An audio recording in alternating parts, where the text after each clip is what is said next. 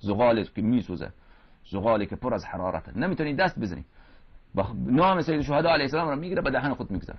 خب برادر ضرر نداره، درسته. اگر ضرر داشت شما انجام ندید. اگر برای شما ضرر داره به یک وجهی، مثلا شما مریض هستید یا اگر دست زدید دستت میسوزه، شما انجام ندید.